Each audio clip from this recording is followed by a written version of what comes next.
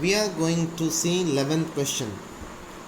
A car moving with the velocity of 20 meter per second is stopped in a distance of 40 meter. If the same car is traveling at double the velocity, the distance traveled by it for same retardation is. So initial velocity u is equal to 20 meter per second, final velocity v is equal to 0, and distance traveled s is equal to 40 meter. During this motion, v square minus u square is equal to 2as.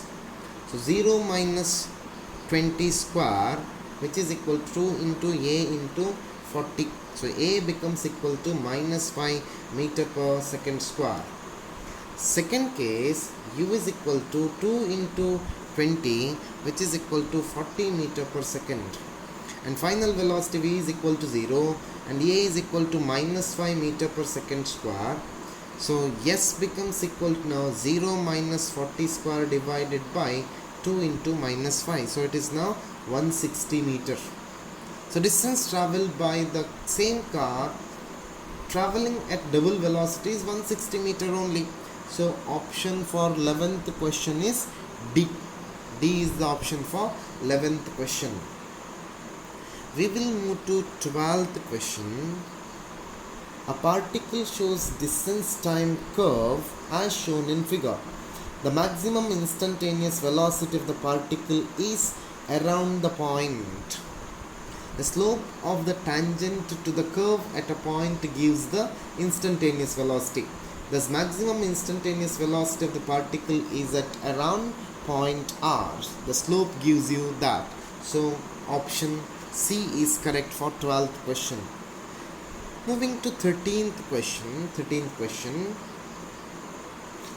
The given graph shows variation of velocity versus position for particle moving along a straight line.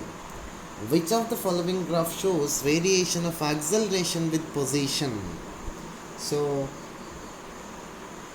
in the given graph, this is now given graph, that is, this is x and this is now v, position and velocity graph. So this is the graph given.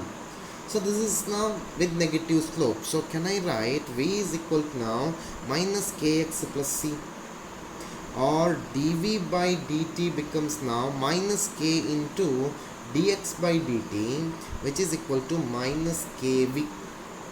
So a becomes now minus k into minus kx plus c, which is equal to k square x minus kc, and x is equal to 0. So a is negative and slope of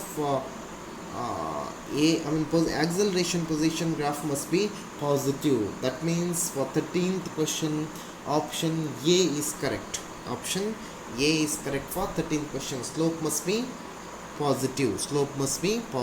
So option A is correct for 13th question.